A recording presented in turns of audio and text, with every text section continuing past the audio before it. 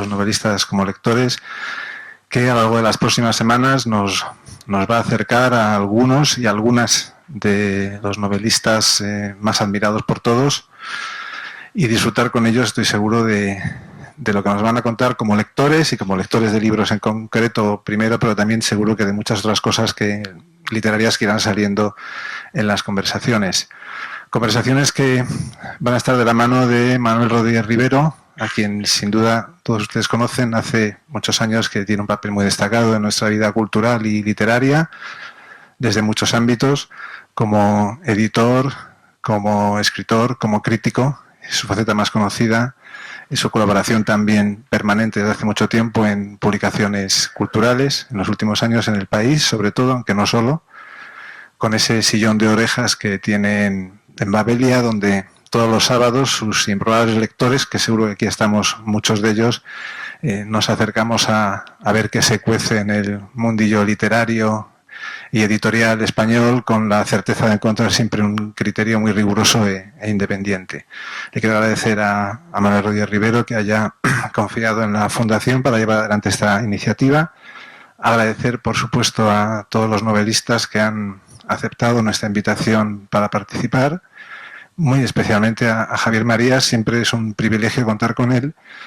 Lo es un poco más hacerlo para arrancar el ciclo y además en unos momentos en los que no son pocos los compromisos que tiene relacionados con la publicación, como saben, hace poco de Así empezó lo malo, su última novela. Nada más, agradecerles a todos ustedes su confianza, que nos acompañen, los que lo hacen aquí y a quienes lo hacen también a través de la retransmisión online. Gracias y bienvenidos. Bueno, muchas gracias, Ignacio. Gracias a la Fundación MAFRE y buenas tardes a todos.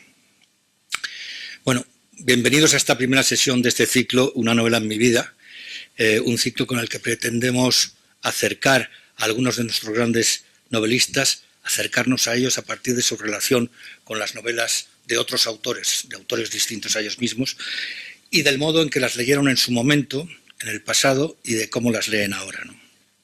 Gracias también a Javier, una vez más, a quien agradezco su presencia de modo especial, entre otras cosas porque, como acaba de decir Ignacio, está a punto, ha acabado ya hace muy poco de presentar, de todo el proceso de presentación de su libro Así empieza lo malo, y yo creo que estaría muchísimo más cómodo descansando en su casa, ¿no? Entre otras cosas porque, como saben ustedes, promocionar una novela en esta época que se ha convertido ya en una especie de tarea casi implícita en la condición de novelista, es, como si no fuera bastante que escribiera las novelas, pues se ha convertido en una tarea verdaderamente exhaustiva y agotadora. Bien, la novela de la que hablaremos hoy es Estudio en Escarlata, de Arthur Conan Doyle. Y en primer lugar quisiera explicarles algo, yo voy a limitarme a hablar 5 o 6 minutos, quizá un poquito más, acerca de esta lección, ¿no? Yo cuando llamé a Javier Marías para invitarle a participar en este ciclo y venir a esta sesión, los dos sabíamos, tanto él como yo, que se acercaba el momento de publicación de esa novela, ¿no? Y de su última novela, y que por lo tanto no iba a estar muy tranquilo para releer una novela, preparar este ciclo, etc. Los dos éramos conscientes de eso, ¿no? Cuando yo le pregunté de qué novela quería hablar, antes una de ustedes me ha preguntado si la había elegido él o yo. En esta ocasión, de los 5, es la única que de alguna manera he elegido yo, pero no del todo. Yo pretendía que todos los autores en este primer ciclo, todos los autores invitados, eligieran una novela corta, entre otras cosas para que diera tiempo a que los de ustedes que quieran asistir al ciclo la fueran leyendo, ¿no? Yo les pedía que fuera una novela que de alguna manera les gustara o fuera importante en su vida. Y cuando le pregunté a Javier qué podía hablar, él de repente no me dijo Estudio en Escarlata, pero me dijo, bueno, quizá algo de Conan Doyle, algo de Sherlock Holmes. Eso me lo dijo dentro de una corta lista en donde estaba Madame Bovary, en fin, donde estaba Conrad, donde estaba Henry James. Claro, yo me quedé un poco alucinado porque digo, bueno, que este hombre que empieza a promocionar la novela, pues, en fin, tampoco se trata de que haga una tesis doctoral o que, y tal. Yo le insistí en Sherlock Holmes por 2 motivos. En primer lugar, porque no quería agobiarle con la relectura de una de esas novelas más extensas. Y en segundo, porque en casi todas las ocasiones en que Marías ha sido preguntado qué personaje famoso le gustaría ser, él ha dicho que le gustaría ser Sherlock Holmes. Y lo ha dicho, prefería ser Sherlock Holmes que, por ejemplo, por hablar de otros personajes literarios que a él sé que le interesan y fascinan y admira, antes que Don Quijote, antes que el Toby de Tristram Shandy, del tío Toby, antes incluso, no sé, incluso antes de Cary Grant, que también lo citaba y al que me temo que no ha logrado nunca parecerse. Bueno, esas fueron las razones fundamentales. Además, Javier Marías no solo admira al personaje Sherlock Holmes, sino también a su autor, a Conan Doyle. Si ustedes lo dudan, solamente tienen que repasar o leer, si no lo han hecho todavía, esa semblanza irónica, pero llena de cariño y de homenaje que incluye en su estupendo libro Vidas Escritas, ¿no? En él se refiere, entre otras muchas cosas, a esa curiosa condición que ocurre varias veces en la historia de la literatura, en la que un personaje termina fagocitando a su autor, provocando incluso una especie de cambio de estatuto de la realidad por la cual el personaje termina teniendo más consistencia, incluso física, que el creador, la criatura más que el creador. Yo creo que algo, de una manera muy lejana, en fin, lo ha experimentado el propio Marías en sus novelas, con esos narradores que ciertos lectores se empeñan en identificar con el autor. Como las novelas de Marías muchas veces habla un narrador en primera persona y cuenta anécdotas de alguna manera que pudieran ocurrirle a alguien cercano a él, etcétera, pues a veces algunos lectores tienden a identificar al autor con su personaje. De modo que después de que aceptara mi propuesta de Sherlock Holmes, negocié con él Estudio en Escarlata, que fuera Estudio en Escarlata, que probablemente no es la novela que le gusta más a Marías dentro del canon sherlockiano, ¿no? Pero yo se lo planteé por varias razones fundamentales. La primera es que es la primera novela en la que aparecen juntos Sherlock Holmes y es la primera novela de la serie y es la que aparecen juntos por primera vez Sherlock Holmes y Watson. Él había escrito Conan Doyle algunos, me parece que un par de cuentos antes, pero donde no aparecía todavía, no estaba formada la pareja, ¿no? En ella tiene lugar el célebre encuentro entre Holmes y Watson, en el que Watson nada más conocer a... en el que Holmes, nada más conocer a Watson, dice esa frase maravillosa que es: por lo que veo, ha estado usted en Afganistán, antes de que el otro pueda decir nada, ¿no? Bien, y además en esta novela se fija para siempre lo que va a ser fundamental en todo el canon de Sherlock Holmes, en esas 60 historias entre novelas y cuentos que forman lo que los estudiosos de Holmes, que son muchos y muy locos, llaman el canon sherlockiano, ¿no? Aparece fijado también el entorno fundamental, la casa, ese apartamento arrendado en el 221B de Baker Street. Aparece también la serie de elementos y herramientas de trabajo y objetos que de alguna manera van a configurar la imagen popular de estos dos personajes. En el caso del detective, pues la pipa, la lupa, la cocaína, etc. Y también de su admirador y cronista, porque el 90% de las historias de Sherlock Holmes están escritas por un narrador que es Watson, que es el cronista, ¿no? Y también aparecen, y serán fijos, aparecen aquí todos los rasgos fundamentales de los dos personajes, los rasgos de carácter y los rasgos morales. Ya termino esta pequeña introducción simplemente con unos pequeños datos, ¿no? Conan Doyle, es curioso que yo también me equivoque y fagocite al autor. Conan Doyle la escribió a los 27 años en solo 3 semanas, cuando ejercía como médico muy modesto en las cercanías de Plymouth. La novela se publicó como un todo unitario, esta vez no por entregas como otras, en la revista Beaton Christmas Annual del año 1887 y en libro el año siguiente. Doyle cobró 25 libras por ella, renunciando a los derechos, digamos, al porcentaje de las ventas, ¿no? La novela despertó muy poco interés al principio y como anécdota les contaré que los expertos en Holmes, que son, ya les digo, un poco, en fin, un poco venados con todo, han calculado que solo quedan 11 ejemplares de esa revista, que cuando aparece alguno en las casas de subastas de Londres o Nueva York, excuso decirles que alcanzan precios que ni el propio Marías podría pagar. Bueno, el título. El título lo pone Watson, el narrador, y lo pone a partir de una frase del propio de Holmes en la novela, que aparece ahí, que hablando de su investigador dice literalmente en castellano que tratará de desentrañar el hilo escarlata del asesinato enzarzado o enrevesado en la madeja incolora de la vida. A mí me parecía importante citarles esta frase porque dice mucho de la psicología del propio Holmes, es decir, la vida es incolora y sin embargo el crimen, el asesinato es lo que a él le pone, es decir, tiene color, ¿no? Es rojo. Bien, supongo que con todo esto habrá bastante tema para empezar, pero yo quería en primer lugar saber cuándo leíste las aventuras de Sherlock Holmes y de alguna manera por qué siempre has dicho que te fascinaba el personaje, ¿no?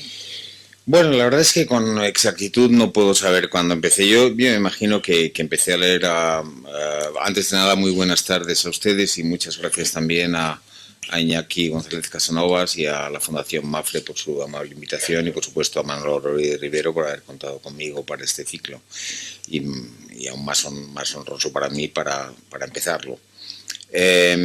Con exactitud, decía, no lo puedo saber. Yo me imagino que empecé a leer a Sherlock Holmes pues en la adolescencia o poco más. Es decir, no sé, uno empieza leyendo... Yo recuerdo que empecé a leer a Agatha Christie en realidad en gran medida para aprender inglés, para practicar el inglés. Son novelas, para uno que no sabe todavía muy bien la lengua, pues son novelas relativamente fáciles y que al mismo tiempo, como hay un misterio, le invitan a uno a continuar porque tiene la curiosidad de saber qué va a pasar y se molesta un poco. Y luego ya más adelante, no puedo recordar si en inglés, mi inglés de mis 15, 16, 17 años, pues era muy inferior al de años posteriores, como es lógico, y la verdad es que no puedo recordar si lo leí en español o en inglés.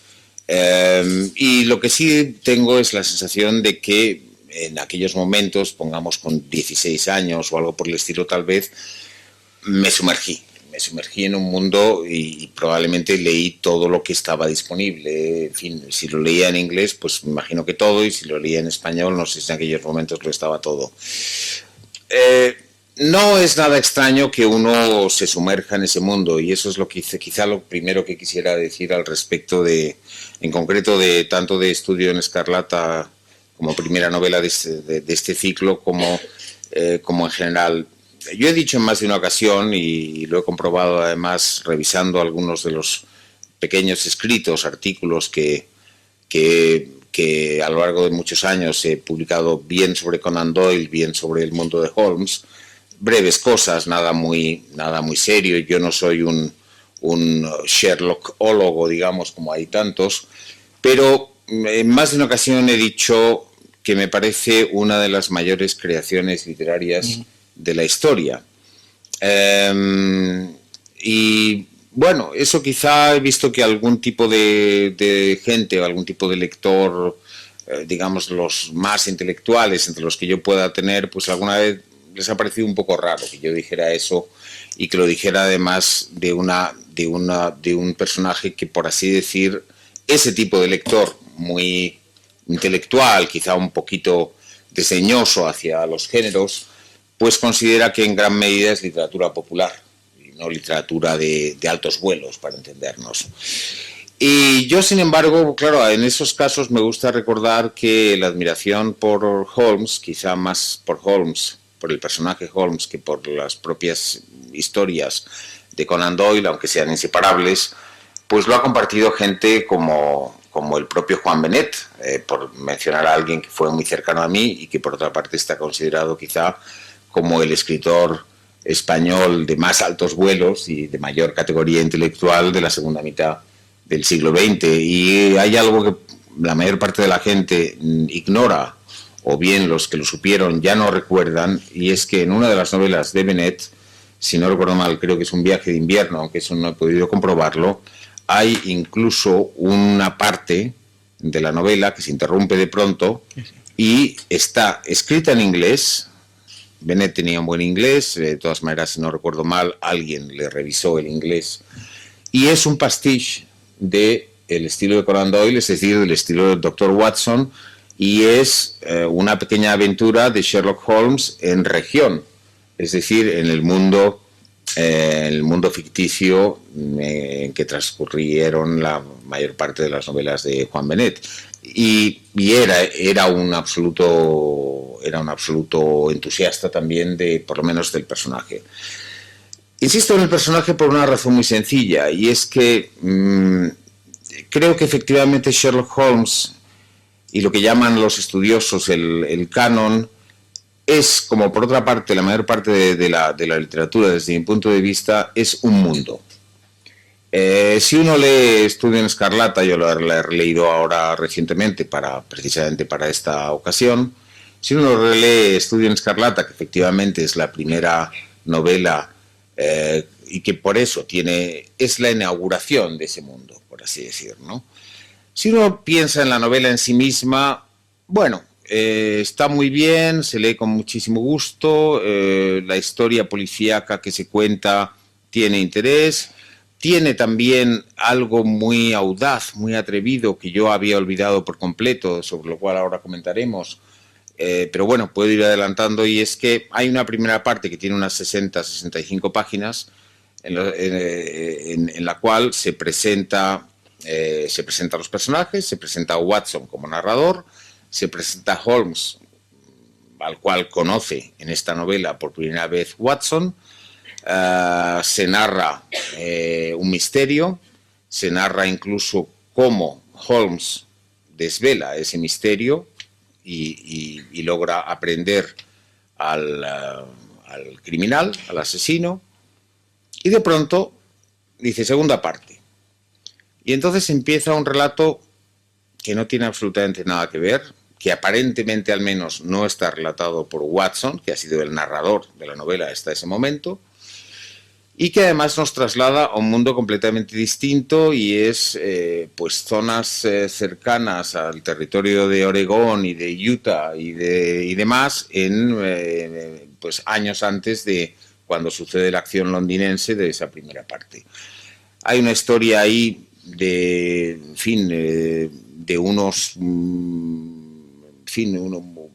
una pareja, un hombre mayor y una niña pequeña que están a punto de morir, que son salvados por una caravana de mormones, resulta ser, que se incorporan, digamos, a este mundo de mormones, que por tanto tienen que comprometerse o bien a profesar la religión mormónica o bien a observar sus reglas, sus leyes y sus costumbres, y todo esto transcurre a lo largo de 55 páginas. Y de pronto estamos casi, si uno mira un poco, estamos casi en una novela de Zane Grey. Aventuras. De aventuras del oeste, además, ¿no? De pronto, bueno, ¿y esto?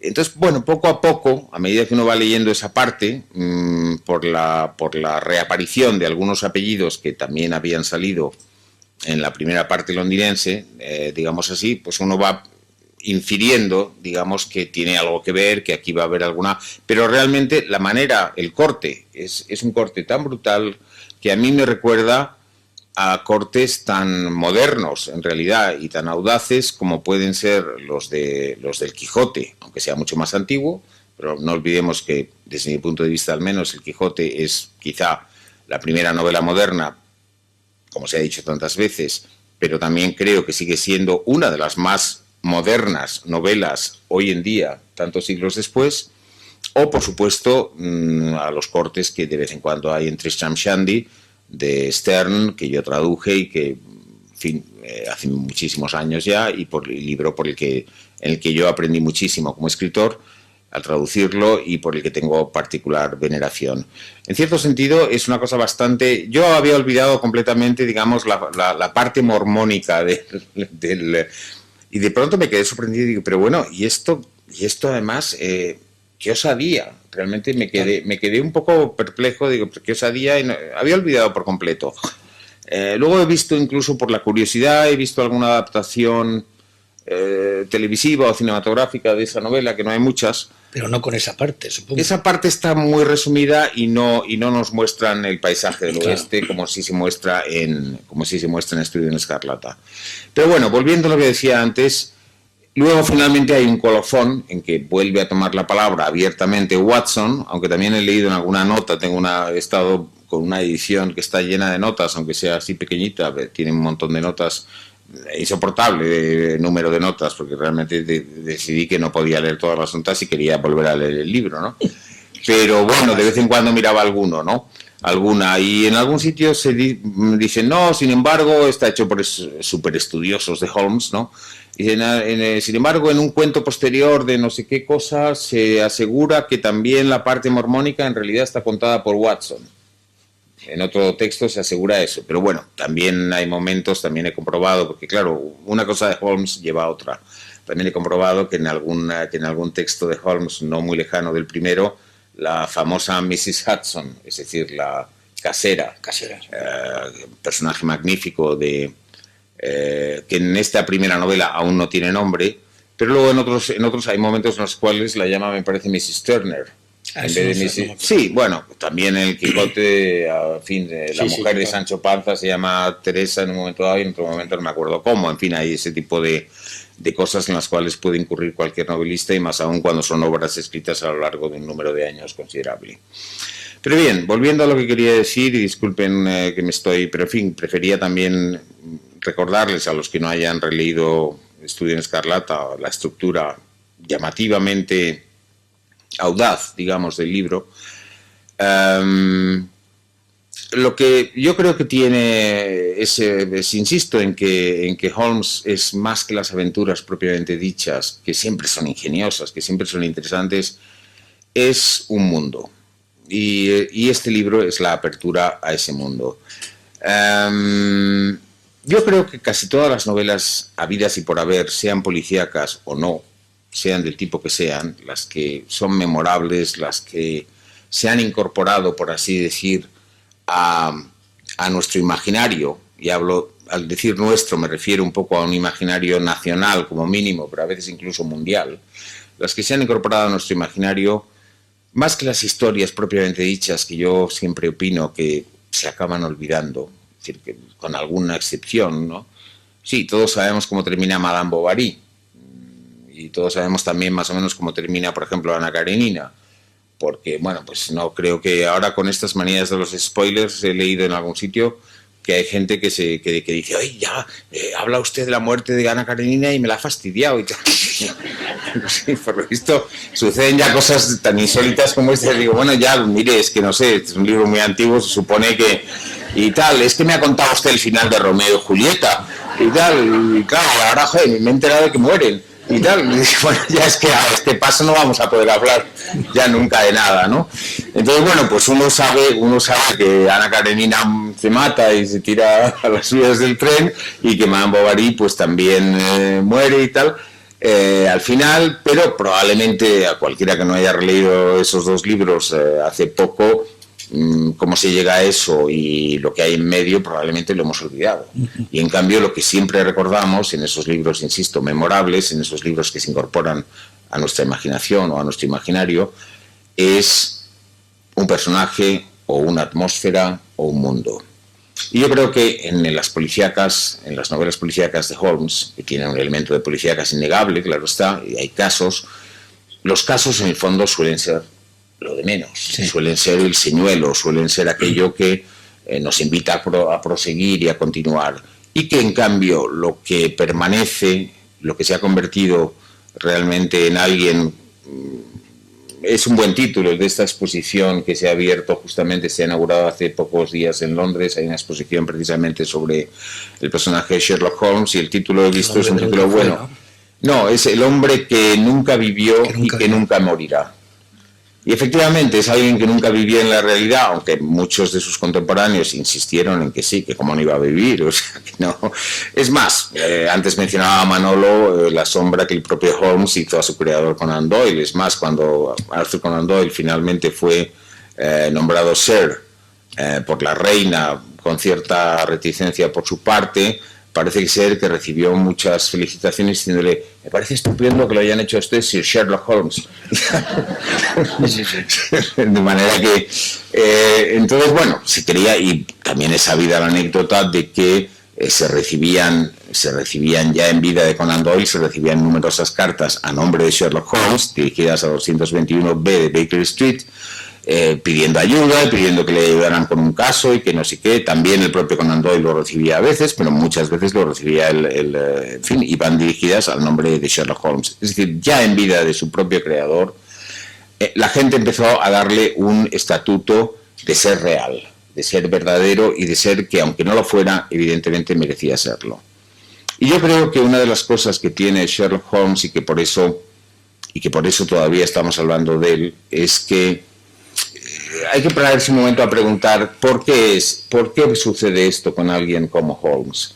Porque al mismo tiempo, y disculpa que me estoy alargando quizá demasiado, adelante. Al mismo tiempo es un personaje que el propio Conan Doyle lo dijo más de una vez, es un personaje que según su creador, él dijo, es una máquina calculadora. Holmes no tiene apenas sentimientos, es un personaje que mal dotado, digamos, para las relaciones personales en general.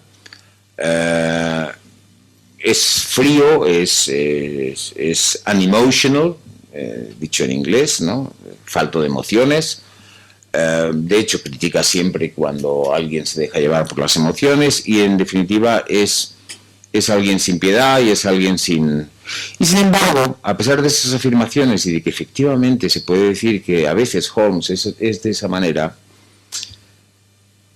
hay un elemento de misterio en Holmes, e incluso que lo hace casi heroico a veces, y sobre todo de misterio, porque al mismo tiempo que a veces se muestra así, es un individuo que también, y eso aparece ya en Estudio en Escarlata, en la presentación del personaje, es un individuo del cual se dice, el propio Watson dice, bueno, el propio Holmes, hay un momento muy gracioso cuando son presentados, ¿verdad?, por un amigo común, los dos están buscando con alguien con quien compartir unos alojamientos baratos. En fin, es curioso también en esta primera aventura de Holmes y Watson, no se cuenta mucho de ninguno de los dos, pero Watson, que es el que habla, al fin y al cabo, es el narrador, y por tanto no olvidemos nunca que el narrador cuenta a su manera, y es el que además decide qué se cuenta y qué no se cuenta. Eso siempre que hay un narrador en primera persona es así.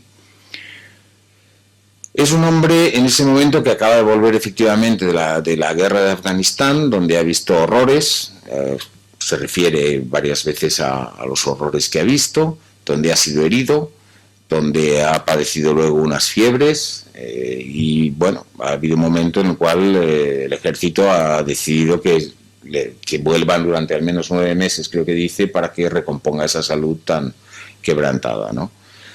Entonces cuenta que se instala con el dinero que tiene, que no tampoco se sabe muy bien cuál es, porque en fin, quizás la paga de soldado, que debía ser siempre escasa, como en todas partes, en todos los momentos de la historia.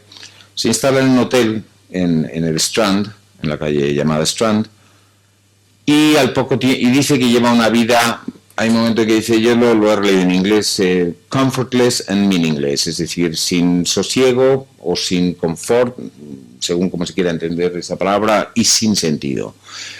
Y dice que no tiene amigos, que tampoco tiene familia, deambula, se siente equiparado, hay una frase despectiva, dice, bueno, pues me sentía un poco más como toda esa ralea que acaba desembocando en Londres, ¿no? Un poco gente solitaria, gente descontenta, gente desorientada, gente desconcertada. Es decir, no tiene de dónde caerse muerto. Es un individuo que no tiene dónde caerse muerto. Hay un momento en el que se da cuenta que está gastando un poco por encima de sus posibilidades en este hotel del Strand, y entonces es cuando dice, bueno, tengo que compartir habitaciones con alguien porque es que si no, no voy a poder seguir. Y este amigo común dice, pues mira, hoy también me ha dicho lo mismo otra persona. Es decir, Sherlock Holmes está en las mismas, está buscando a alguien y no lo encuentra con quien compartir gastos, en el fondo gastos. Es decir, que estos dos famosísimos personajes, en su primera aventura, no tienen donde caerse muertos.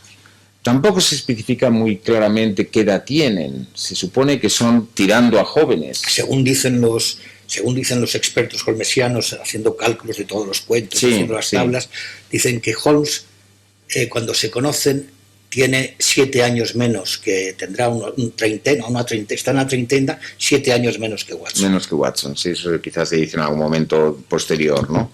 Perdón. Pero bueno, en ese momento no se especifica mucho, se supone que son más bien jóvenes precisamente pues por esa falta de medios. Entonces, bueno, cuando hay esa presentación hay un momento muy gracioso, lleno de humor, en el cual dice, bueno, antes pues enseguida se ponen de acuerdo para compartir el alojamiento en Baker Street, y dice, bueno, yo creo que conviene que sepamos lo peor de cada uno. Dígame usted lo peor de usted y yo le diré lo peor de mí. Tal. Entonces es muy gracioso porque Watson dice, bueno, yo soy muy perezoso y me levanto tardísimo. Por ejemplo, que en principio, bueno, un médico, no sé, un médico militar es como raro, ¿no? Pero bueno, soy un hombre de costumbres por otra parte, salgo poco y tal, estaré mucho en la casa, eso sí. Y dice, bueno, eso no me molesta y tal. Y entonces Holmes le va diciendo una serie de cosas. Y dice, bueno, ¿a usted le molesta el violín? Que toque el violín de vez en cuando. Y dice, bueno, depende de quién lo toque y tal. Pues, bueno, entonces no hay problema. Y dice, bueno, solamente le advierto una cosa, dice Holmes, ¿no? Dice Holmes, ¿puedo pasarme días sin decir una sola palabra? Rumiando aparentemente en silencio en una esquina. Pero no, cuando eso pase no se preocupe porque al cabo de unos días estaré bien. Y no crea usted que es que estoy enfadado o que estoy... Es decir, es un individuo que enseguida aparece como un melancólico, como un enorme melancólico, que no casa tanto con esa otra imagen dicha por el propio creador Conan Doyle de que es una máquina de cálculo, ¿no? Una máquina calculadora sin sentimientos y sin nada. Y yo creo que una de las razones es que nunca sabemos, por lo menos en la medida en que yo recuerdo, nunca sabemos por qué Holmes es tan melancólico, porque se dice que evidentemente cuando no está ocupado en el trabajo, cuando no le aparece un caso, cuando no hay casos, ya en este mismo libro se queja, dice, hay que ver, ya no hay crímenes como antes. Sí, los criminales ahora son malísimos y tal, lo hacen fatal, y son cosas que en fin, se descubren en 2 minutos y ya nadie... En fin, he leído un texto antiguo de Sabater en el cual... ayer había precisamente un artículo de Sabater en el que decía algo parecido, decía, hoy en día se ha acabado la artesanía en los crímenes, decía, ahora es todo en serie, ¿no? O sea, la artesanía de unas gotitas de veneno aquí, mediante engaño, ya no las encontramos, ¿no? Entonces, Holmes ya en 1867 viene a decir, bueno, esto es un desastre, entonces se pone melancólico cuando su cabeza no está en funcionamiento, cuando no está ocupado con algo, pero ¿por qué tiene esa melancolía? Tampoco se le conoce, aparte de su famoso hermano Mycroft, tampoco se conoce mucho, creo recordar, no me he leído todo el canon de nuevo, pero pues de su procedencia, no tiene, evidentemente se supone que no tiene amores, solamente hay la famosa Irene Adler, pero que es un personaje al cual él admira en el cuento titulado Escándalo en Bohemia, porque lo derrota un poco. Hay unas derivaciones, dicho sea de paso, desde mi punto de vista extraordinarias en la famosa película de Billy Wilder, La vida privada de Sherlock Holmes, donde hay una aventura inventada, pero para mí esa película, debo decir, es como si fuera parte del canon. Creo que en cine es realmente lo más parecido al mundo holmesiano que yo creo que se ha logrado hacer nunca, incluso más que adaptaciones tanto cinematográficas como televisivas de casos reales de Conan Doyle. Y ahí hay un personaje más o menos inspirado en este personaje de Irene Adler. Es decir, es un personaje que en cierto sentido nos provoca... Es un personaje misterioso, mantiene un misterio. No es verdad que sea una máquina calculadora y nada más. También se inyecta de vez en cuando cocaína, ¿no?, al 7%, y se dice además abiertamente. En este libro... Entonces era legal la cocaína, ¿eh? Sí, era legal, pero el propio Watson como médico... No le gusta. hay un momento en que dice, bueno, de vez en cuando, efectivamente, comprueba luego que Holmes se queda como en un estado de torpor, de vez en cuando, durante días, y dice, bueno, la verdad es que si no pensara que es un hombre de grandes principios o algo por el estilo, habría pensado que se da alguna droga y tal, ¿no? Pero efectivamente se da de vez en cuando y se da a veces. Dicho sea de paso,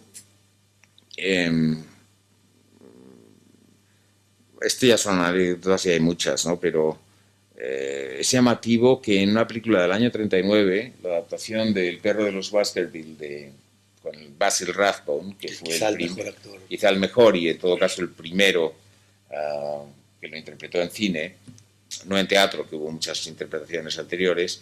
Al final de la película y después de explicar, desentrañar completamente el caso, esto en el año 39, que ya no. Dice, bueno, señores, en fin, se lo ha comentado pues, a una congregación, a los policías, a gente y tal. Dice, bueno, señores, he tenido un día extenuante, como pueden ustedes imaginar, y ahora ya me retiro a mis habitaciones. Entonces se encamina hacia una habitación y entonces se vuelve y le dice, Watson, la aguja. Así clarísimamente. Y así termina la película. Y a continuación pone fin. ¿No? Creo que es una cosa bastante chocante en el año 39, ¿no? De Watson, la aguja.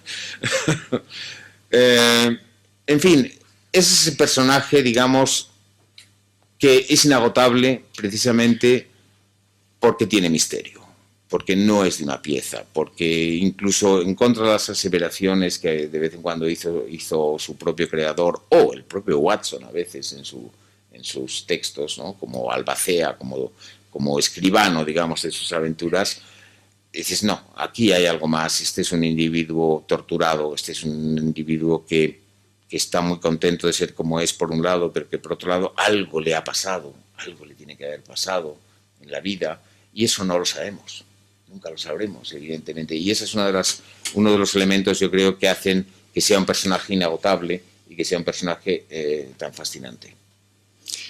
Habrán notado ustedes que no hay nada como Javier Marías, traer Javier Marías este ciclo porque le facilita uno mucho el trabajo. Lo siento. Todas las cosas que yo pensaba decir o preguntarle ya están dichas. No, sí, es estupendo. Y además me hace preguntarte otra serie de cosas. Pero bueno, yo, aparte de que es verdad, es decir, Holmes es un personaje redondo, y lo es redondo desde esta primera novela. Luego se va completando, sin grandes variaciones, la imagen que tenemos de él. Es verdad que es un personaje que tiene algún misterio, ¿no? Ese personaje que solo está feliz de alguna manera cuando está persiguiendo al crimen y de repente cae en abismos de melancolía y de incluso dejadez. Es un personaje que además de todo eso, yo creo que a un adolescente como sería Javier, como fue Javier y fui yo en algún momento cuando leíamos esto, había otras cosas que debían gustarte. Por ejemplo, te has olvidado de decir que en cierto modo es un personaje absolutamente extravagante. No, sí, claro. Es decir, es un tipo que le da igual las convenciones de orden sociales, dentro de un orden, por supuesto. Él es un personaje victoriano y se mueve dentro de esa sociedad donde vive, ¿no? Pero es un personaje, por ejemplo, él guarda el tabaco en una zapatilla. Él llena la habitación de humo haciéndolo irrespirable. Pero además es un extravagante, quiero decir, es un tipo que de repente se pone a lanzar gorgoritos cuando está fascinado, descubriendo algo, ¿no? Razonando, ¿no? Y llamando la atención a todo el mundo, ¿no? Javier Marías también tiene personajes extravagantes y él mismo a veces es un poco extravagante. Por ejemplo, en la última novela, si ustedes la han leído, el personaje se tumba en el suelo muchas veces para hablar, para descansar o para pensar. Yo creo que Javier hace lo mismo en su casa muchas veces, ¿no? Es decir, hay un tipo de extravagancias con las que seguramente te sentiste identificado, ¿no? De alguna manera, Holmes es un bohemio también. Hombre, Holmes, yo creo que es que, aparte de eso, yo creo que no ya para un adolescente, que sin duda, sino incluso, si yo he dicho en ocasiones, y es verdad lo que Manolo ha mencionado al principio, si yo he dicho en entrevistas antiguas, incluso cuando me dan esas preguntas que uno le hacen, yo creo que una vez me preguntaron quién le habría gustado ser en la vida real, de no ser usted, y creo que dije Cary Grant. Sí. En la vida real, es una vida real porque Cary Grant no era de ficción. o era ratos solo, ¿no? No, te preguntaban y por luego, personajes famosos. Y luego me preguntaron, alguna vez me han preguntado qué personaje de ficción le habría gustado ser, y yo siempre he dicho, estoy casi seguro que habré dicho casi siempre Sherlock Holmes. Y yo creo que no solamente un adolescente, yo creo que casi todo el mundo querría ser Sherlock Holmes. Bueno, casi todo el mundo no, pero muchísima gente querría ser Sherlock Holmes. Por eso, porque tiene un elemento de misterio, porque tiene un elemento porque es un hombre extremadamente inteligente, porque posee, desde mi punto de vista, otra de las claves del éxito mundial de ese personaje, que es, en fin, que dura y dura y dura, y que además en este caso realmente es mundial, más que Don Quijote, que hay países en los cuales Don Quijote pues tampoco es tan famoso, ni lo conocen tanto, ni lo tienen tan por la mano, digamos.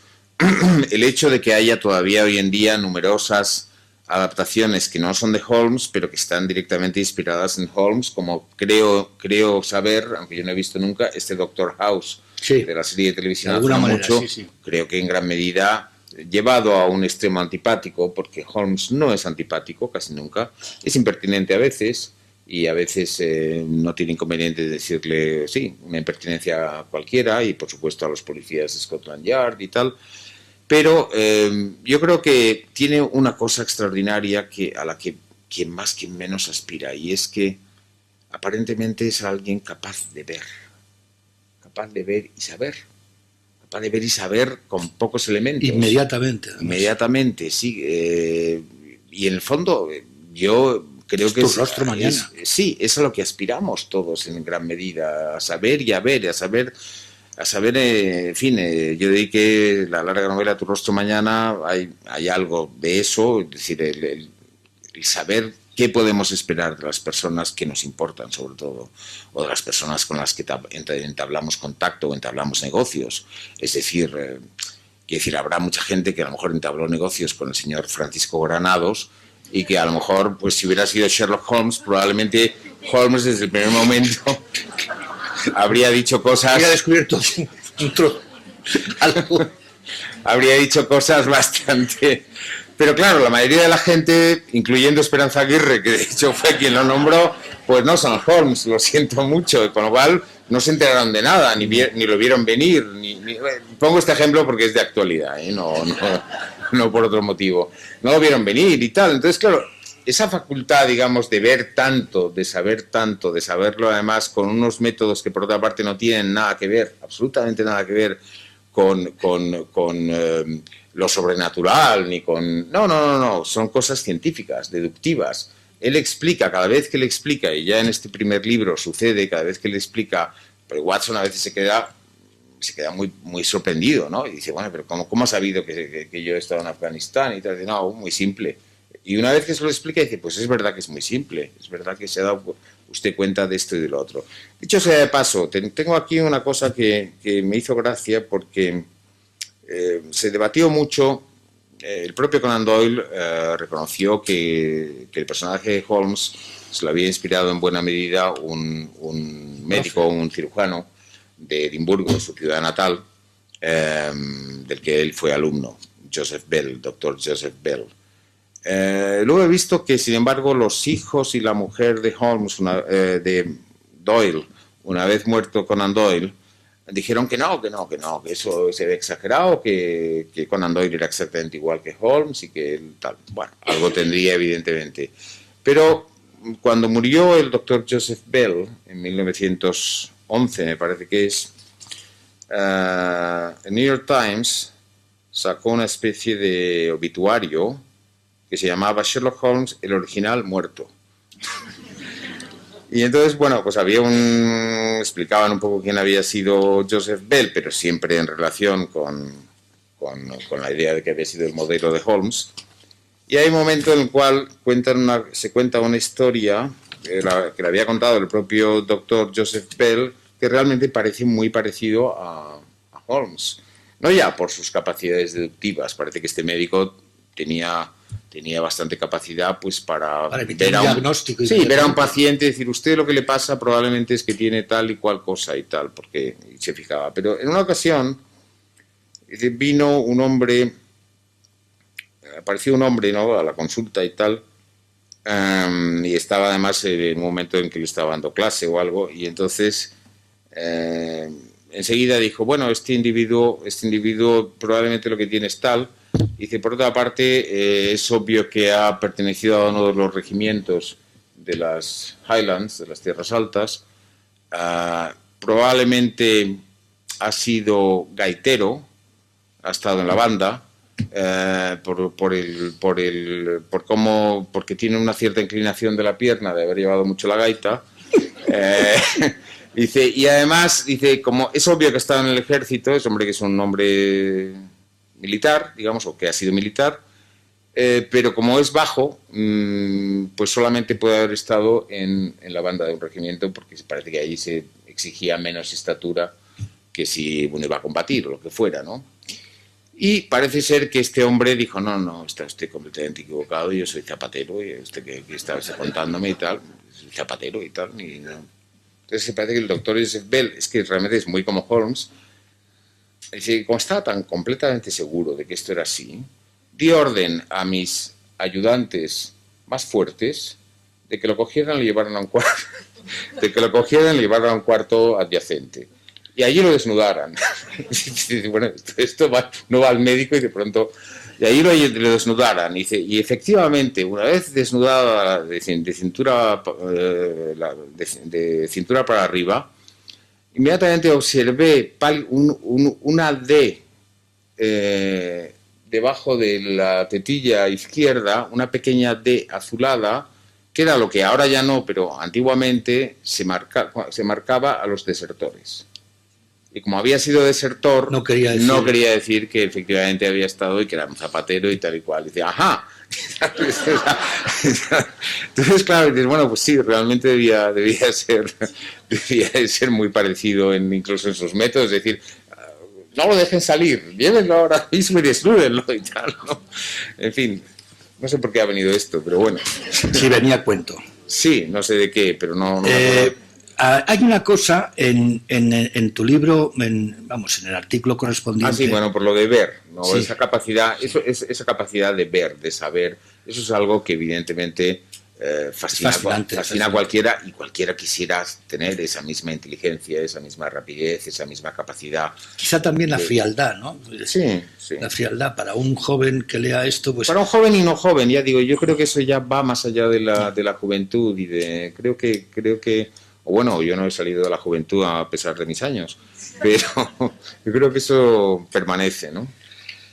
En Vidas Escritas, en el artículo correspondiente, te haces eco de ese famoso reproche que le hacía Conan Doyle a su personaje, ¿no? Y ahí citas esa frase que él dice que la dedicación a su personaje, a ese personaje Sherlock Holmes, decía con lástima, con pena, había tendido a oscurecer mi obra más alta, porque Conan Doyle, como saben ustedes, pensaba que eso era un entretenimiento para él, era una cosa menor y probablemente, sobre todo, y fue mucho, sobre todo alimenticia, ¿no? Él escribía novelas históricas que desde luego no han pasado a la historia en ningún caso. Él llega a tener un rencor importante hacia su personaje, que de alguna manera tú también te haces eco de eso, probablemente porque se ha llevado una cuota excesiva de su propia imaginación, de su propia capacidad creativa, olvidando, y entonces en un momento determinado incluso intenta matarlo, esa escena famosa de la que hablarás ahora. Bueno, sí, lo mata la famosa caída en las olvidando de alguna manera que de Reichenbach, ¿no? Esa propia frase de Holmes que dice que si matas a un héroe lo que creas es un mito, ¿no? Entonces la muerte de ese personaje crea una especie de luto nacional entre sus lectores, ¿no? Yo, a todo esto viene, extiende sobre eso lo que tú quieras, pero viene en si tú no te has cansado alguna vez en tus novelas de algún personaje, aunque no los hayas matado. Porque, por ejemplo, a mí me llama la atención, a mí uno de los personajes de Marías que he seguido con más admiración y que es ese personaje que se llama Jacobo o Jaime o Jacques Leza, ¿no? Y de repente ha desaparecido. En las dos últimas novelas, ya sé que uno no tiene por qué escribir siempre novelas con los personajes, pero ¿no te has cansado de él? ¿O no, pero es un proceso parecido? pero ese personaje, cuando aún no tenía ni siquiera nombre, había aparecido por primera vez en Todas las almas en el año 89. Y luego vino Corazón tan blanco, donde no estaba, y Mañana la batalla, donde no estaba, y en fin, y bueno, reapareció en el año 2002 en Tu rostro mañana. Bueno, pues en fin, quiero decir que no es un personaje fijo. Lo echo de menos, te tengo que decir. No es un personaje fijo, ni muchísimo menos. No, el caso de también en cosas que he estado mirando en estos días, hay por ejemplo, aquí una entrevista de 1894 con un periódico, la Gaceta Comercial de Cincinnati, Ohio, ¿no? Creo que sí. En Estados Unidos. Hay ¿no? varios Cincinnatis, pero sí. uno de ellos debe estar en Ohio. En fin, ya su fama había llegado allí y entonces el periodista, que debe ser gracioso o un gracioso, no se sabe, lo primero que le dice a Conan Doyle es: vengo aquí para arrestarlo por el asesinato de Sherlock Holmes. Entonces Conan Doyle entra al juego, a la broma, y le dice: bueno, sí, efectivamente lo he hecho. Le dice: pero debo explicarle que ha sido en realidad en defensa propia, porque si no me habría matado él a mí, porque, en fin, me empecé a hacer esto y tal, y luego me pedían cada vez más aventuras y más aventuras, y hice muchas, hice demasiadas, y las hacía a un gran ritmo, y habría acabado con mi salud, etcétera, etcétera. Pero, en fin, efectivamente lo mató en esa ocasión, pero hubo un clamor, la gente realmente se indignó, lo cual... Y su madre. Su madre, efectivamente, en aquel episodio de Vidas Escritas, en el que también he estado repasando en estancias de Manuel Rodríguez Rivero estos días, lo cuento que en un momento dado la madre le dijo algo así como: pero estás loco, pero no debes, no puedes, te lo prohíbo, y tal, y parece que... Entonces, bueno, lo resucitó, ¿no? En primera instancia contando sin resucitarlo de hecho, contando una historia, digamos, que sería en flashback, ¿no? De cuando anterior a su muerte, y luego efectivamente lo tuvo que resucitar hasta que en un momento dado ya abandonó.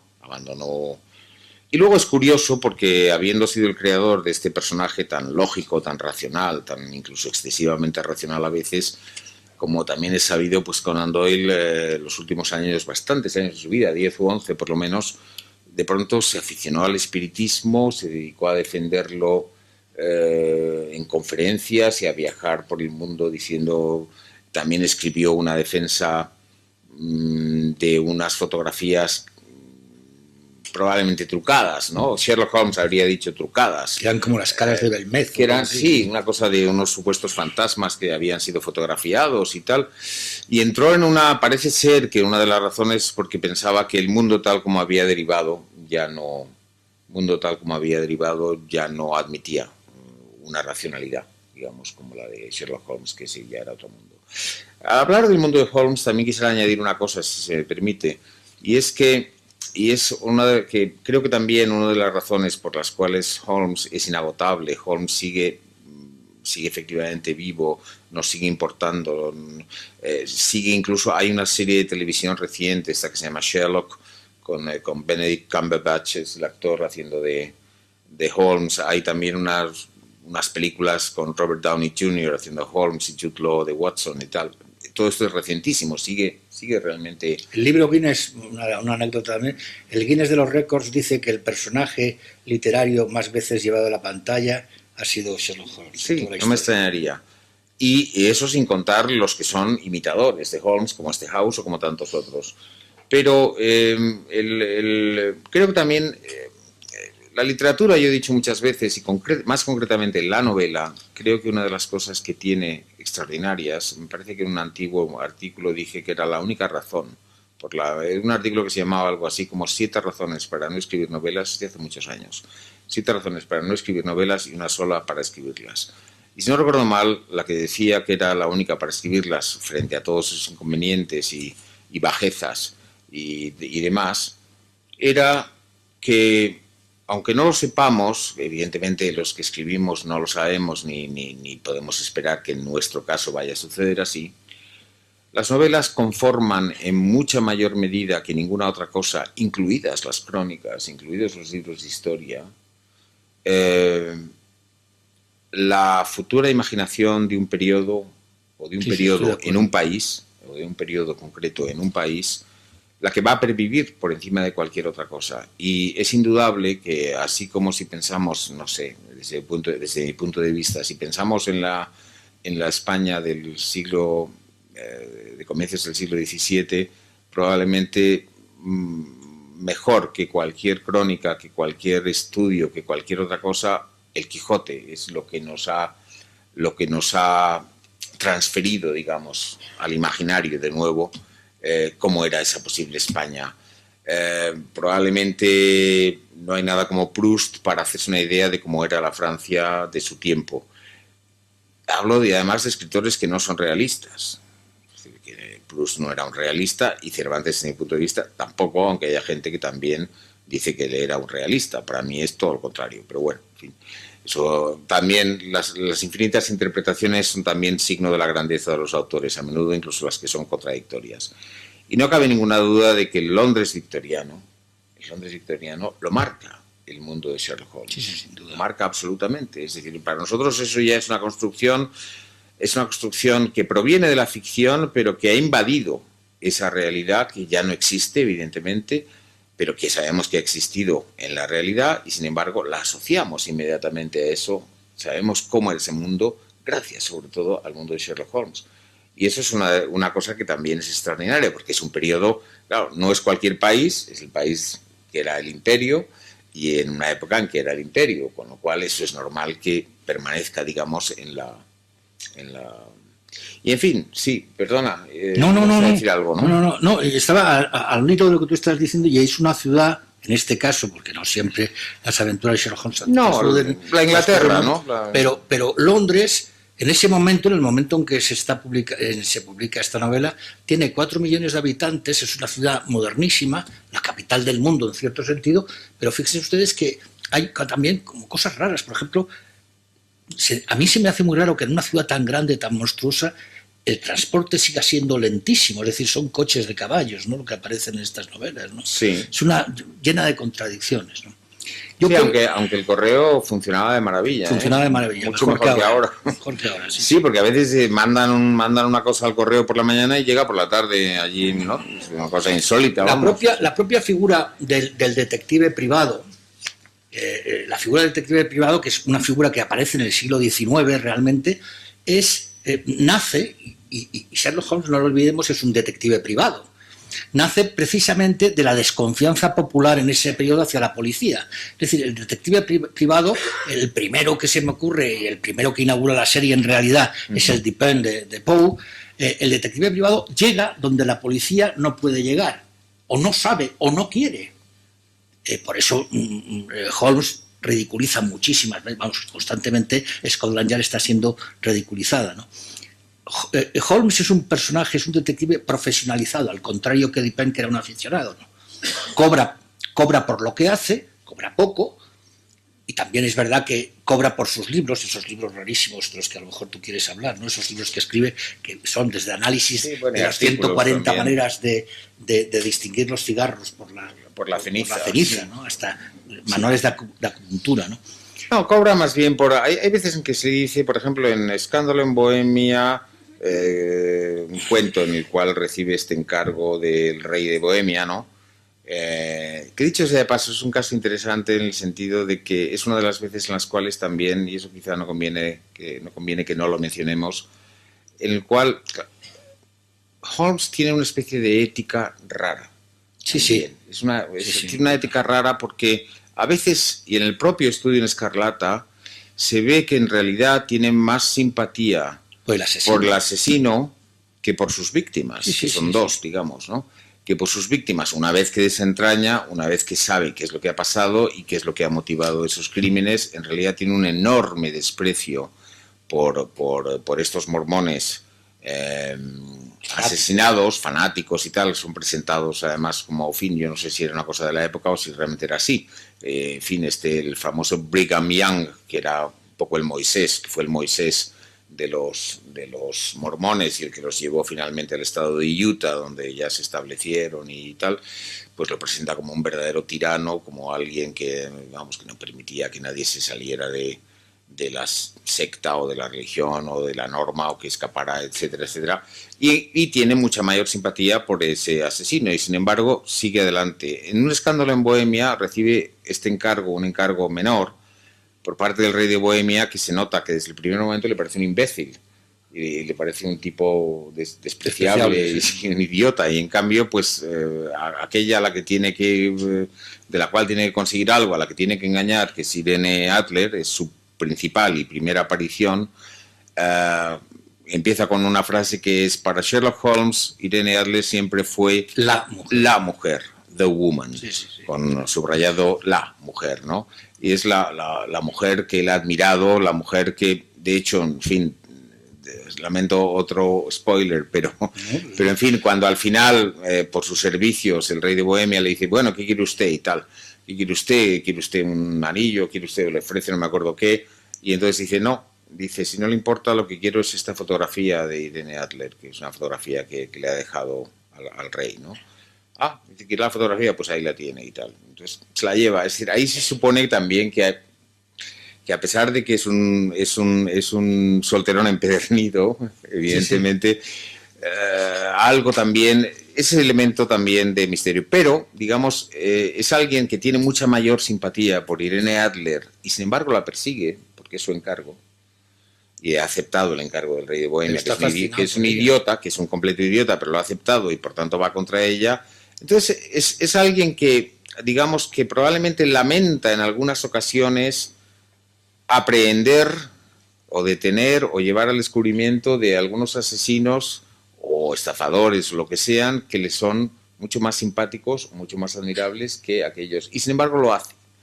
Y claro, al mismo tiempo, como tú bien decías antes, no es exactamente un hombre de orden, tiene un lado bohemio, tiene un lado excéntrico, tiene un lado arbitrario, tiene...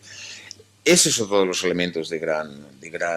Bueno, es un personaje también hasta cierto punto contradictorio. Curiosamente tampoco da nunca lecciones de ética. Tampoco, que yo recuerde, jamás es de los que dice, es que la justicia... No. Bueno, este criminal es bueno, este es malo, este es mediano, este es regular, este tal. O sea, más bien... esto es brillante, esto es inteligente, pero no está pontificando. Eso también lo hace simpático, claro, porque un personaje que estuviera pontificando y hablando de la justicia sería insoportable, ¿no? Y no forma parte también de ese misterio lo que algunos sherlockianos, o a lo mejor anti-sherlockianos, consideran su ambigüedad sexual, su falta de interés por las mujeres, al contrario que el personaje de Watson. En realidad son una pareja de hecho victoriana estupenda los dos. Por eso algunos han querido ver ahí cierta homosexualidad, lo cual siempre se ve, hasta yo creo que de Don Quijote y Sancho, y desde luego de Roberto Alcázar y Pedrín. Y de Laurel y Hardy, claro. O sea, que ellos además dormían a veces en la misma cama, incluso. Laurel y Hardy, o sea que... Lo que quiero decir es que el misterio abarca mucho más. Watson, como contraste, se casa 3 veces y siempre se le mueren las mujeres. 3 veces se casa. No siempre es enamoradizo. Eso se ve también en esta película que tanto nos gusta, ¿no? De la vida privada de Sherlock Holmes, ¿no? Es enamoradizo, le gustan las mujeres, etcétera. Todo lo contrario que Holmes, ¿no? Bueno, Holmes, en el caso de Irene Adler, yo creo que sí, que no es insensible a las mujeres. Lo que pasa pero porque es mala, de alguna manera. Bueno, sí, claro, es mala. Como le gusta en el fondo Moriarty. No, y porque es inteligente también, claro. Es decir, porque ha sabido... Claro. Y es guapa, también se dice en un momento dado. Todas y las malas son inteligentes. También le llama la atención y no por lista quiere quedarse la foto. La foto se la quiere quedar porque también le gusta, evidentemente, ¿no? Al final. Pero fíjate que también respeta mucho a Moriarty, en realidad. Sí, claro. Porque le llaman el Napoleón del crimen. Claro, ¿no? es un digno rival. Claro. Es un rival a su altura. Hombre, yo ya puestos a hablar de esto, y eso está en un artículo muy antiguo del año 97 que está publicado aquí en este otro libro. Quizá les contaré una anécdota también, porque Manolo me dijo, bueno, pues también tú, es verdad que has sido muy holmesiano, y quizá me he dado cuenta de que lo he sido más. Cuento aquí en este libro, que no es un libro muy leído, Literatura y Fantasma, hay un artículo del año 97 o por ahí, que además no se había publicado antes. Es verdad que me lo has contado antes. Sí, en el cual cuento, y es verdad, y me acuerdo de la anécdota, pero bueno, al releerlo me he acordado con más detalle.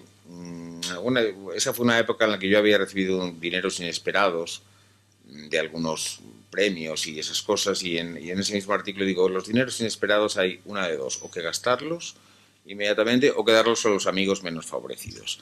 Y lo que no debe hacer uno es quedárselos ni nada por el estilo así, ni ahorrarlos. Entonces, bueno, pues hubo una subasta de objetos y de libros y de tal, y en el cual vi en el catálogo que una de las cosas que salía a subasta era una pitillera que Conan Doyle había regalado a un actor llamado Sainsbury, que había hecho una obra llamada Sherlock Holmes en teatro.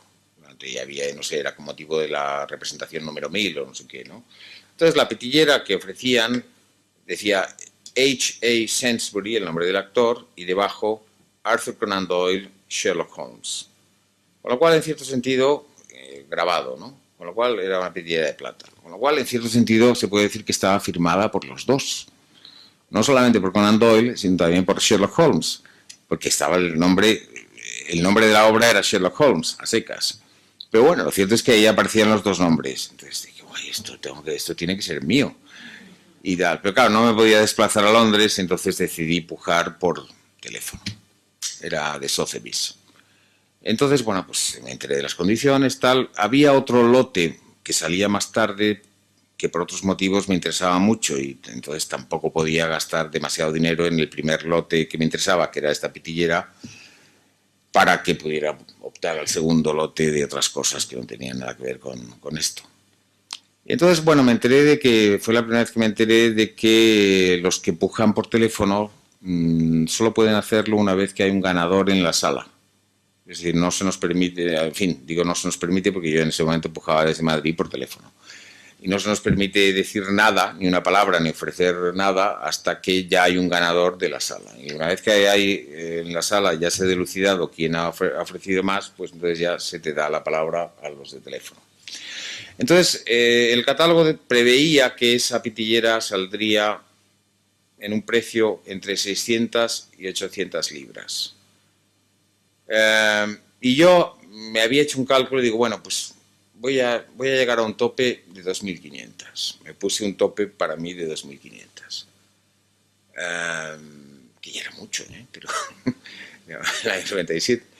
Entonces, cuando ya finalmente me dieron turno para el empleado de Sotheby's, que se llamaba Richard, según he visto en ese artículo, me dijo, bueno, ya puede tal, y me dijo, puede usted ya hacer su primera puja, señor Marías, y tal.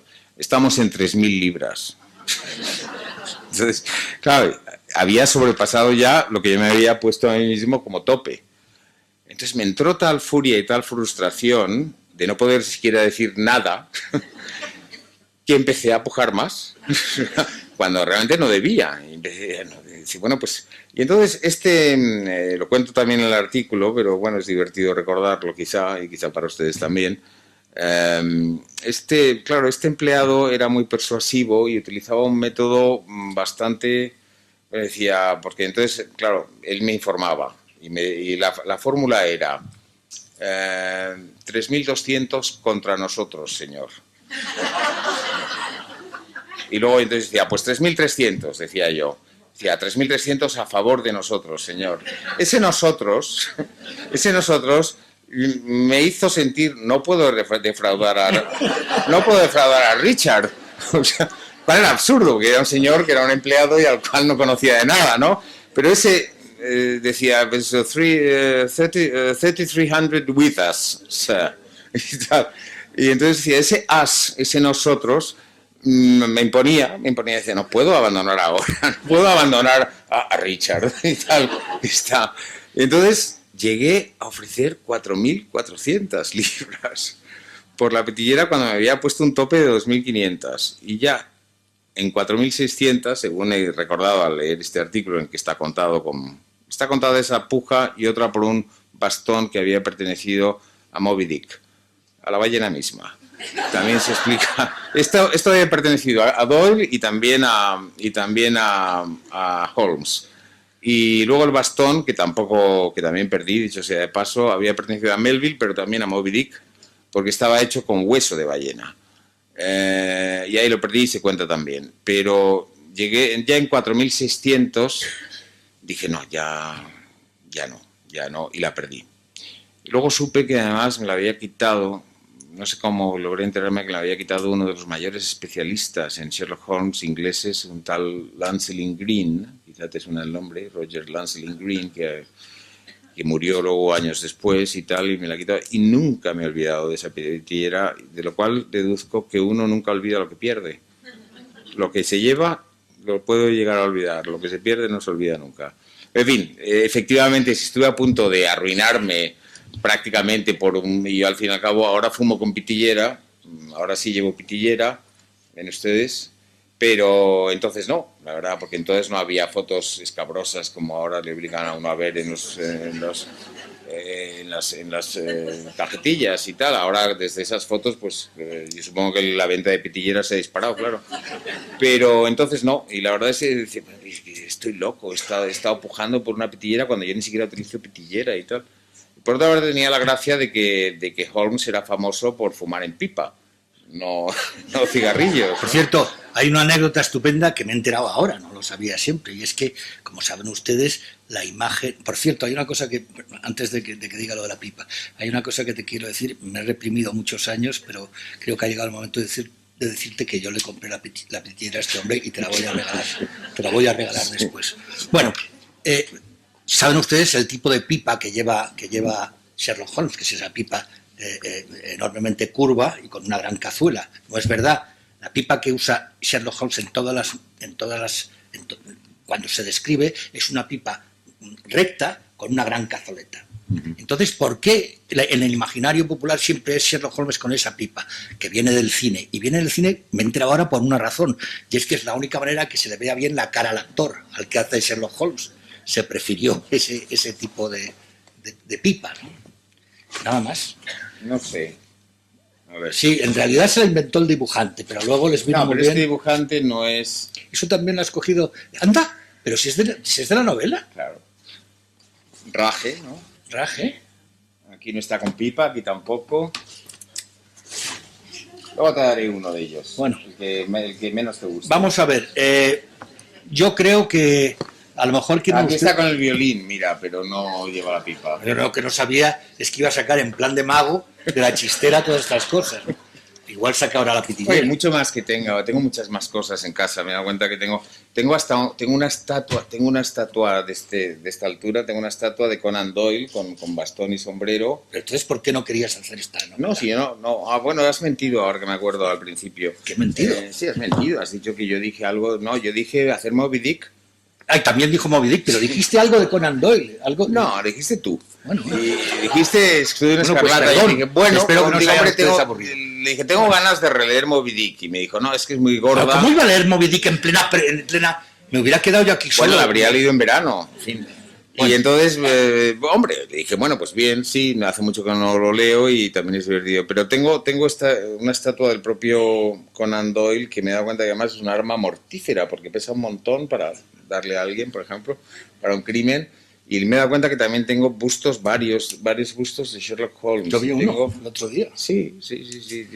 Bueno, en realidad está llena de cosas holmesianas mi casa. Vamos a ver, yo creo que está llegando ya la hora que me han dicho que debería terminar, pero no sin antes cederles a ustedes la palabra por si quieren hacer alguna pregunta a Javier o a mí.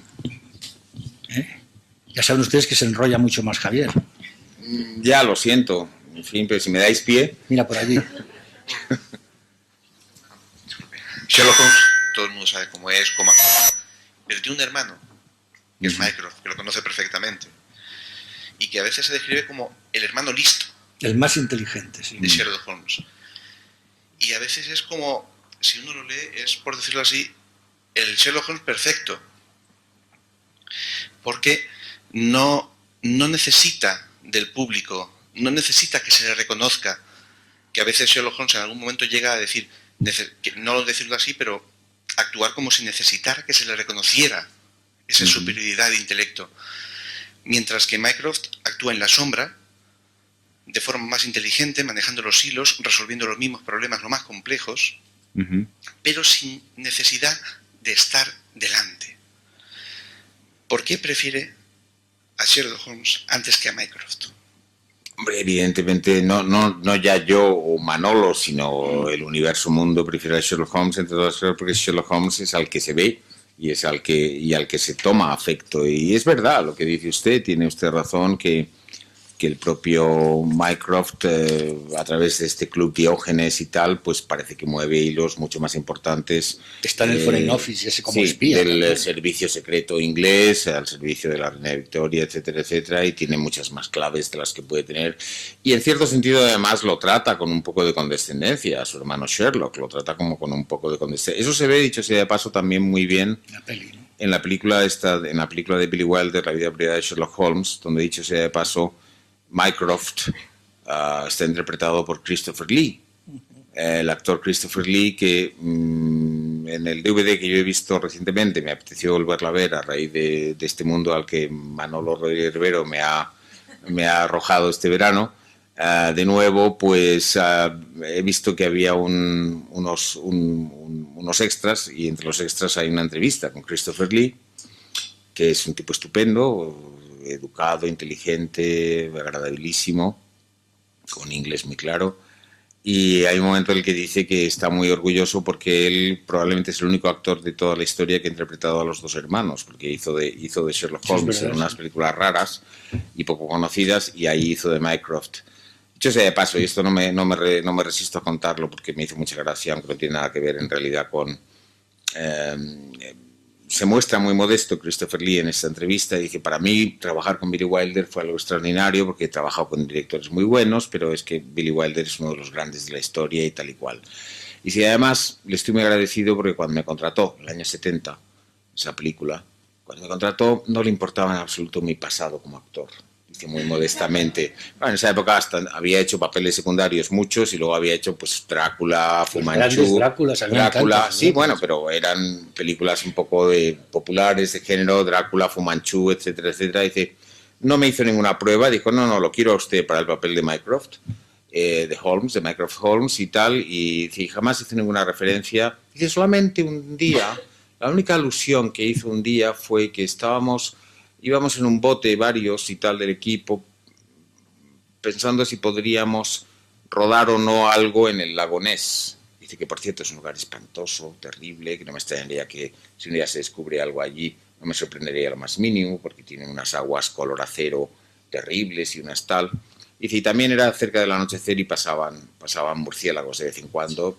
Dice, Billy Wilder entonces en un momento dado me miró así como de reojo y me dijo, bueno, se debe sentir usted aquí como en casa, ¿no? Dice, nunca más. Es muy bonito. Es muy bonito. Dice, nunca más me volvió a hacer la menor alusión a mi pasado como actor y tal. Pero bueno, volviendo a lo de Mycroft, efectivamente sí, pero precisamente Mycroft sí parece una máquina calculadora realmente, mientras que en Holmes, y eso es una de las cosas, vemos, a pesar de que Conan Doyle opinará que también lo era, vemos debilidad. Y eso vemos vulnerabilidad también, y vemos que se inyecta cuando está mal o cuando está aburrido, y vemos que tiene esa melancolía, y vemos que en un momento dado lamenta cosas, no sé, no es tan de una pieza. En cambio, Mycroft, en la medida en que lo recuerdo en los textos del canon, es mucho más, probablemente más listo, pero es mucho más frío, claro, y eso a la gente demasiado fría no se la quiere mucho, ¿no? Creo yo. Allí. Vamos a ver, teniendo en cuenta un poco las capacidades deductivas del personaje literario, ¿no se le ocurrió nunca a Conan Doyle intentar descubrir un poco la historia de este asesino en serie que ahora mismo se lo iba a decir, pero se me ha olvidado? Jack el Destripador. Jack el Destripador. No lo sacó nunca en ninguna historia Es literaria. contemporánea esta novela. Sí, al propio Conan Doyle, yo no sé, yo creo que en las aventuras de Holmes no, pero al propio Conan Doyle sí se le consultó en un momento dado sobre una supuesta carta que había enviado en un momento dado Jack el Destripador a la policía. Lo que sí es, dicho sea de paso también, eso es algo que vale la pena mencionar. Precisamente este mundo es tan inagotable que probablemente no ha habido nunca jamás autor que haya tenido tantas, llamémoslas, secuelas o prolongaciones. Es decir, la cantidad de textos escritos por otros que reviven al personaje de Sherlock Holmes es infinita. Pero no ya como ahora que se lo encargan los herederos de Agatha Christie, encargan una novela con Poirot de nuevo, o los herederos de Ian Fleming, una de James Bond. No. Cuando ya, supongo que, sobre todo cuando Conan Doyle ya era del dominio público, pues la cantidad. Y me parece recordar que una de las mejores, yo he leído poco de ese material, no me gusta mucho, pero hay un autor americano que se llama Nicholas Meyer, que hace ya bastantes años, en los años 70, creo recordar, hizo por lo menos 2 novelas, una que se llamaba La solución del 7% y otra que se llamaba El horror del West End. Y si no recuerdo mal, esa de West End Horror mezcla a Holmes con Jack el Destripador. Pero en el propio... a Conan Doyle le consultaron sobre una carta supuestamente enviada a la policía por... Sí. Y dijo, bueno, esta persona estaba en América porque utiliza esta expresión e intentó hacer un poco de Holmes, ¿no? Hablando de secuelas, lo que me ha recordado que la primera secuela la hizo, una de las primeras secuelas, 12 historias de Sherlock Holmes, la escribió su hijo menor, Adrian, con John Dixon Carr, un gran novelista policíaco, ¿no? Juntos, o sea que empezaron muy pronto. Bueno, ¿alguna pregunta más? Sí. Una curiosidad, Javier. En esa subasta en la que perdió la pitillera, iba a pujar por otro, ¿lo consiguió? ¿Lo otro? Sí. Sí. Ah, bueno. Lo otro sí. Lo otro interesaba mucho menos. ¿Qué era lo otro? No me acuerdo. Pues las cajas de un personaje mío. Ah, unas cajas que estuvieron en tu casa. No, están en mi casa. Las cajas de un poeta oscuro, John Gosworth, rey de Redonda. A lo mejor algunos ya, bueno... En fin, y tengo ahí, compré sus cajas, pues claro. Eran muy grandes y muchas. Sí, 11 grandes cajas, sí. Eso interesaba mucho. Ahí tuve menos competencia, aunque alguna. De hecho, tuve la competencia de un tal William Gates, que en un momento dado dije, será Bill Gates, porque si es Bill Gates no tengo nada que hacer. Pero no, era otro William Gates. Y parece que más pobre que yo. En aquel momento. No lo creo posible. Bueno, ¿alguna pregunta más? ¿Por allí? Espero no repetirme porque ha habido alguna pregunta que no he podido oír. Creo haber leído hace poquito, por casualidad he estado releyendo Literatura y Fantasma y me parece recordar que en algún momento, no recuerdo bien el contexto, decía que en Inglaterra o Londres algunas cosas o todo parece seguir siendo victoriano. Ya que estamos hablando de la época, no sé si recuerdo ese pasaje. Y hablando de esto, no sé, ya que se ha hecho alusión a la serie de Sherlock de la BBC, no sé qué opinión le merecen las interpretaciones, el guión y demás. La serie de televisión. Bueno, esa serie de televisión he visto las 2 primeras temporadas, al principio con un poco de prevención y así como... el problema que le he visto es que al haberla situado en época actual, me parece que los casos no son muy propios de la época actual, son bastante victorianos y claro, los cambios que se hacen no... Pero debo decir que tanto el actor que hace de Watson como el que hace de Holmes me han parecido bastante convincentes y la vi con agrado, digamos, con bastante gusto a pesar de ese desfase, digamos, entre el tipo de casos que yo creo que son, eso sí, pertenecen muy a la época de Holmes y el emplazamiento de esos casos en 2012 o 2011, el año que fuera. Lo otro, pues la verdad que no recuerdo en qué artículo lo puedo haber dicho. Ya le digo, cuando he releído este artículo de la subasta, que es del 97, yo mismo no me acordaba de muchas cosas y por eso les he podido decir hasta cuánto llegué de dinero a ofrecer y tal.